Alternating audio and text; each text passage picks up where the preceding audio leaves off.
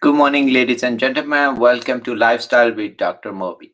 I'm Dr. Mobi, and today we are fortunate to have great guest. His name is Adam Robinson from UK. Let's welcome Adam. How are you, sir? Hi, Dr. Mobi. Very well. Yeah, enjoying the day so far. I'm sure I'm going to enjoy this interview as well. Okay, great. And Adam is a fitness expert, wellness expert, and you can check his website. Is at the ticker below, coachadamrobinson.com. So tell us about your journey, Adam. So my journey started with poor mental health originally. So I did not look after myself throughout my teens and my 20s. I drank lots of alcohol. I had bad food. Just didn't look after myself really, and that started catching up with me towards my 30s. So I went into martial arts, and this is where I developed a sheer passion for fitness, health, good nutrition, and I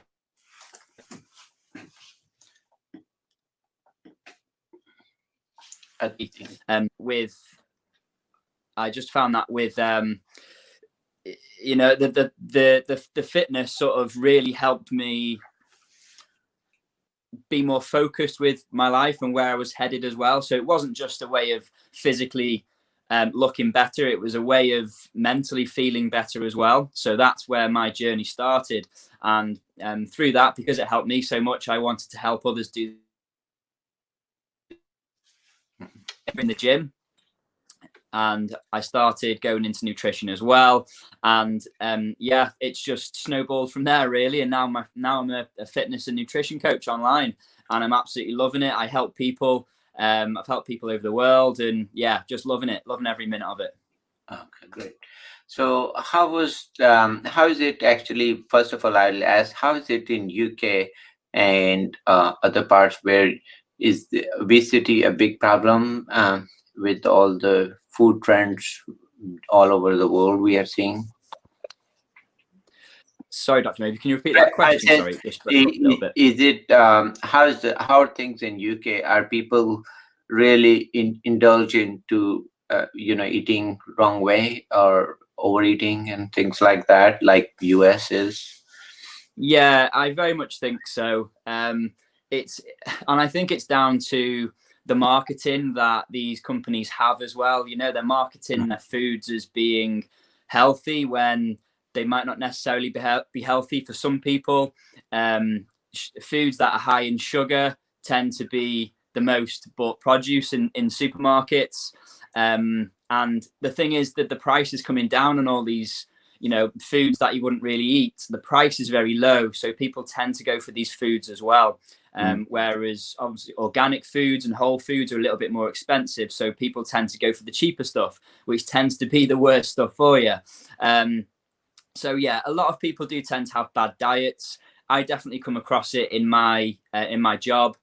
So it's my job to try and just revert back to the basics, go back to whole foods, and just eat as naturally as possible.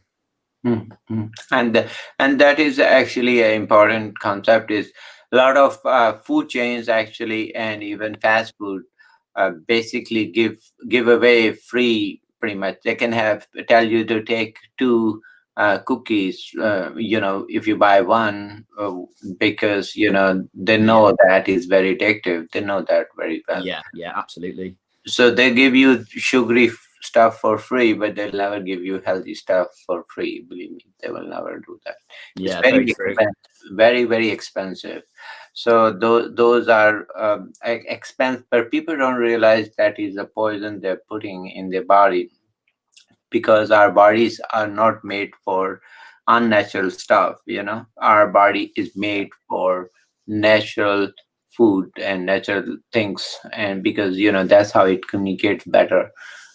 Because imagine if our blood sugar is within 15 minutes goes to 300 or whatever, and this is glycemic index versus natural.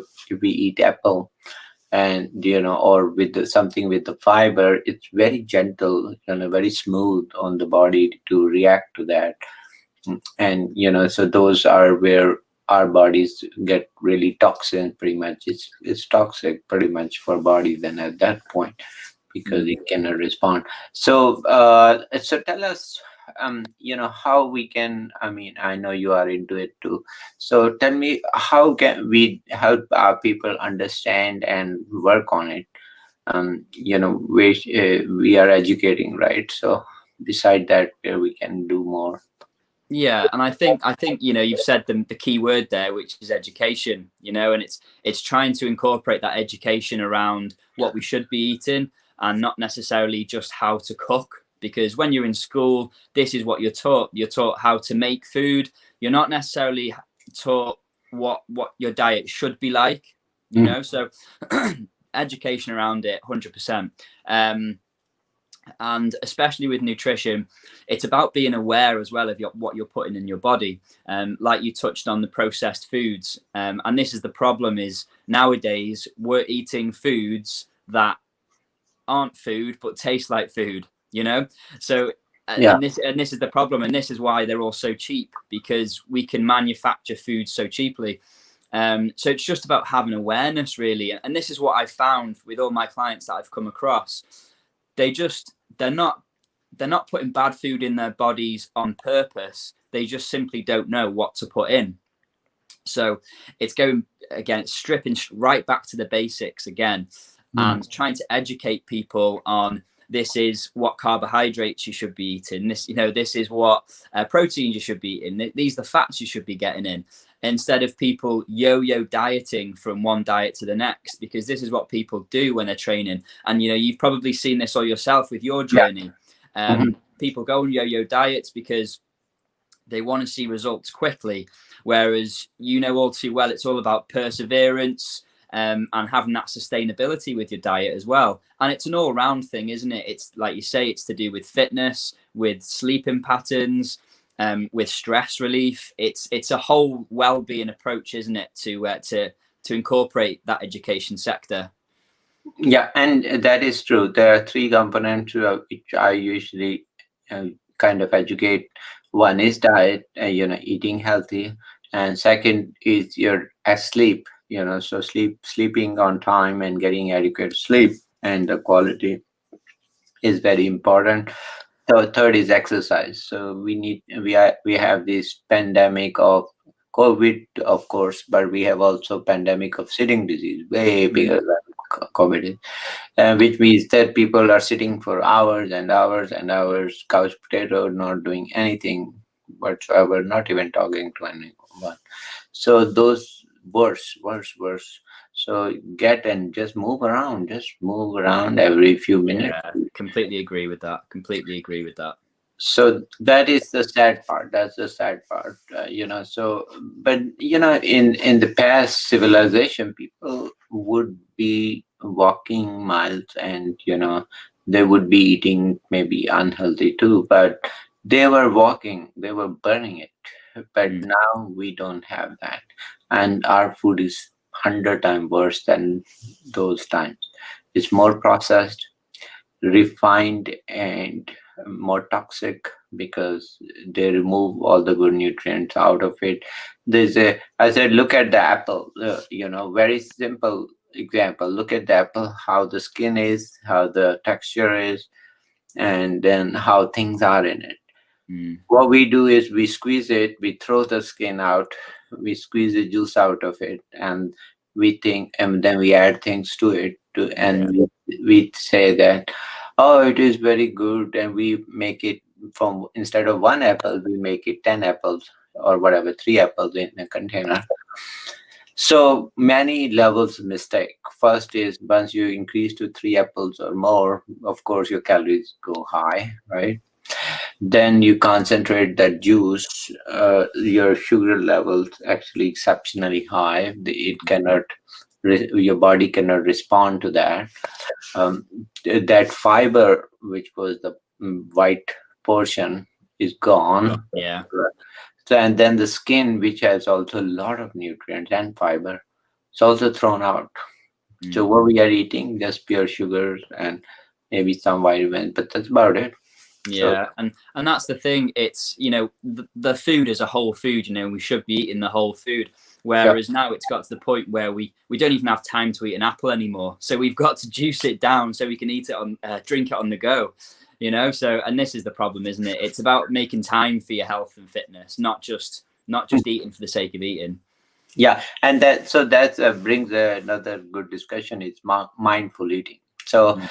so mindful eating is where you eat slowly, you drink water before you eat slowly. So they have seen actually people who eat fast, they consume the calories far more than people who would know what they're eating. And not to mention, we are more satisfied. So if we are taking time to enjoy our food, we can we know what we ate, and then second is we can our satiety center is more satisfied because we can flavor or taste our birds, and that satisfy our hunger center way better than putting everything inside and in 2 minutes and not knowing what exactly we ate.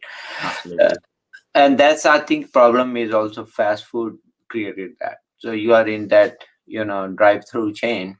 You want to eat, and in 2 minutes you want to go back to work. That's fine, but at very you will probably have consumed 1,000 calories. Yeah, and Right, that's right. it. It's the convenience factor again there, isn't it? Yeah, yeah. So I think that, but you should actually take a full break to eat and relax. Yeah. Just don't do anything, because you will see, first of all, your mood will be way better, your productivity will go up. Not to mention, if we dump 1,000 calories in lunch or more, then we will be very slow in afternoon. Mm. You'll need a lot of coffee to keep it stimulated. On the other hand, if you eat less, then you'll be actually feeling lighter, Yeah. because the circulation would not be in your stomach, it'll be still going to the brain a lot. And that's very simple. There's so all those all our own actions actually make it work. So that's so mindful eating, I think you touched it on. That's a very, very important concept. So that helps to understand how our mind is involved in should be actually involved in our eating habits, right? Yeah. And how about portion? So I always say, there's also portion distortion, portion control. Myself, I measure my food every day, even for although I'm also successful in losing my weight and keeping it down, I still don't trust my eyes. Yeah, yeah, that's it, isn't it? Sometimes the eyes are bigger than the stomach, aren't they? Yeah, yeah, and we tend to we say no, no, it's okay, but I then check myself. I said no, this is not true. Um, I don't know why the eyes do that, but Yeah, your mind will trick into okay, eat more. That's okay. absolutely. And you usually find as well that the less nutrient that the food is, the less it actually fills you up as well. So you end up having more calories but less nutrients in the body, and you still don't feel full because your body just isn't full of nutrients. You're sort of lacking in it. Yeah. Yeah, yeah. So those are true, and also, if you the other thing is people don't differentiate between water and hunger. So many Yeah, times they are actually thirsty, and they think they are hungry, so they keep on eating. So actually, you need to drink water before, and yeah, then so juices kind of get dilute your sugar. Actually, the blood get less concentrated, and then you will eat, and it'll be much better for you than eating or drinking water afterwards, right? yeah, yeah. So tell us about your exercise. How do you help your client on exercise? So with exercise, what I do is I'll have an online client and they'll come to me with a problem, whether that's maybe they struggle with weight gain or weight loss. Maybe they just want to get fitter, whatever that goal is. I try and help them achieve that through tailored programs. So with my tailored programs, it's all done through an app. So they basically go on the app and they see everything that I do, and their tailored program will be in that app. So, and it has videos, descriptions, so they know exactly what they're doing with the exercises. And if they're ever unsure, they can always message me or call me and say, look, I'm not sure about this exercise. What do I do? So I get in touch with them then and tell them, make sure they're doing it all correctly. But yeah, so that's how my workouts go, really. And they download the app and they go from there. It's pretty straightforward. But all my programs are all tailored towards my clients. I never use the same program for everyone else, because everyone is different. Everyone's body composition is different. The way they adapt to training is different. Mm-hmm. So you have to just go along like that, really. It's a bit experimental in some sort of context. But you've always got specific exercises and sets and reps and different times to achieve certain things, really. And that is also an important concept, is genetically we are all unique, that our body responds to any intervention very differently from each other. So some people might respond XYZ and the other might be different, totally X. So those are same for treatment and side effects and effects, so both are same category. So you're absolutely right. The response has to be individualized. One shoe doesn't fit all. So those are very important things to remember. But so that's true. Every program has to be tailored to each, and if you have that in mind, that is excellent. Yeah, So yeah. yes, Sorry, I was exactly. just going to say, I put up a post the other day, just touching on that topic, where, I mean, I've got an ectomorphic body, so I'm very sort of slim framed, and I really struggle to put muscle on, even as I train quite well. I obviously know what I'm doing with my training and my health and fitness, but even because of my genetics, I really struggle to put muscle on. Whereas someone else may be endomorphic, they may put weight on really easily but struggle to lose it. So it's about having that genetic balance between your workouts, really. But it's just a bit of an example as to what I posted the other day. And that is when I used to weigh 200 plus pounds, same exercise, going 1 mile would burn different calories. Yeah. Now if you now I'm 120 pounds, so once you are lighter, the calorie burnt out is totally different. Actually said to disadvantage. You burn actually less calories, which means you have to work more. So that happened when I started losing weight. There was a plateau after 40 50 pounds, that whatever intervention I was doing, it would not bring the same result. And the reason being very simple, is that you become lighter, and your body will need a new numbers by reconfiguration, so go down on calories further, and also exercise a little more, so to compensate for that. Like you say, your light frame, right? So you have to probably run more to compensate, to burn 100 calories or 200 calories same way. So that is very important. I mean, it's to our disadvantage when you lose more weight, and then it becomes body really fights it in terms of your so to keep that goal, or you keep that at that level, you really have to do a very perfect score pretty much on a lot of levels: exercise, diet, and sleeping, because that it comes from perfection, right? You keep on perfecting yourself.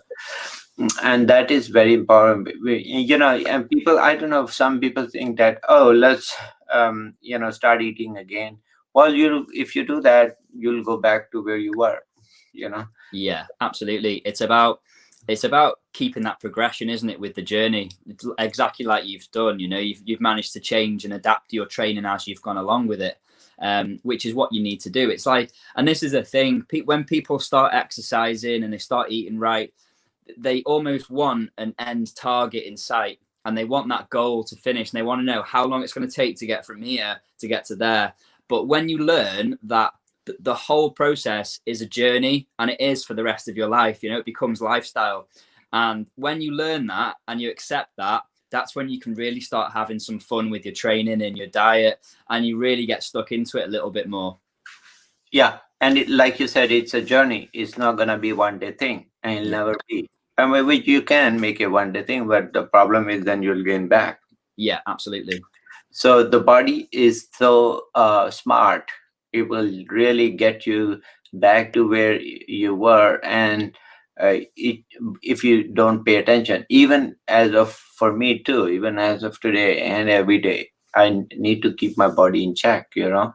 Yeah. It doesn't matter how much I lost, is just to keep it at the level. It's, I'm sure for you too, to keep yourself in certain way, you really have to work on it, right? It doesn't Yeah, come. you do. It's about being in tune with your own body, isn't it? And you start, as you start training a little bit more, you start realizing how far you can push your body. You realize your boundaries. You Yeah. know how Mhm. much food you can eat without putting weight on, and you just you develop this finely tuned balance between your mind and your body, Mhm. and that is when the maintenance becomes easier because you just know how much to eat, how much to exercise.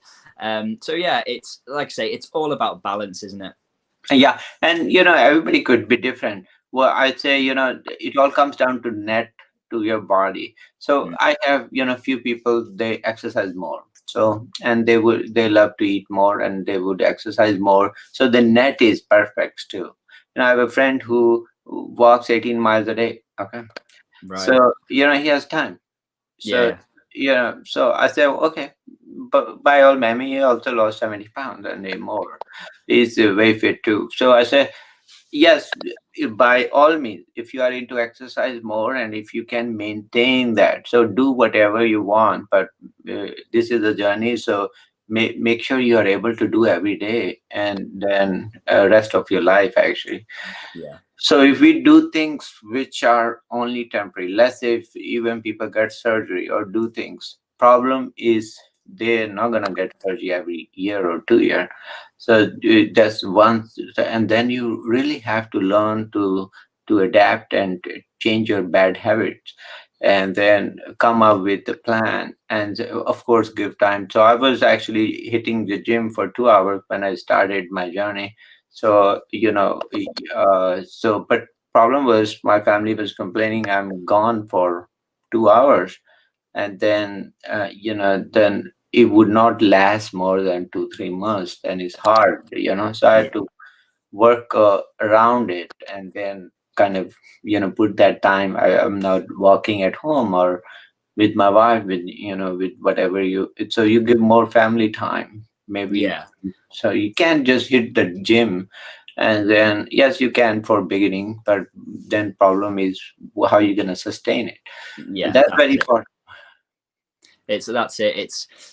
It's about making it part of your lifestyle, isn't it? Like you say, like if you don't have much time in the day, if you have a busy job, if you have a busy schedule, you want something that's going to be quick but effective, right? Like hit training or something, for instance. But Yeah, if yeah, you go for a run for 45 minutes or to an hour, you know, at a nice light pace. yeah, If you've got a bit more time, then go for a run as well. It's whatever fits and suits your schedule, isn't it? yeah, yeah. So study your body, study your schedule, and work with your body. And so we and you know, Adam and me, we can help you to understand how your body is responsive. So you know, and then you know, any benefit or loss is yours. So Mm.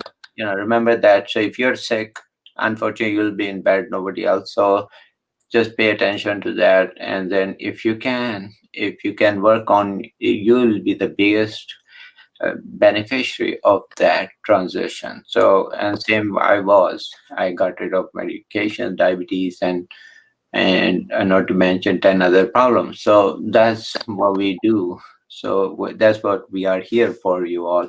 Yeah. So any final thoughts, Adam, for my audience? I would just say keeping fit and healthy doesn't have to be complicated like Uh, it's portrayed mm, throughout social media. It doesn't have to be complicated, and you don't have to take lots of time to go out of your way to do it. It just takes some, I think you touched on it before, just changing a few habits here and there. Because you'll be surprised at how many habits you have, which you won't even realize that they're there, you know? So it's about just changing those habits gradually, maybe just start introducing more fruit and veg into the diet. I think that's a huge, huge thing to do. And with your exercise, just start, go for a run for a mile or a couple of miles if you want, if that. And just start doing some home workouts on YouTube. There's plenty of stuff out there, even if it's 15-20 minutes just to start. And then again, like we went over before, you'll just get used to how your body works. You'll know how far you can push yourself. And as long as you sustain that, your fitness will improve and it'll increase. And that is when you'll start noticing the results. And then the motivation just keeps rolling on from there.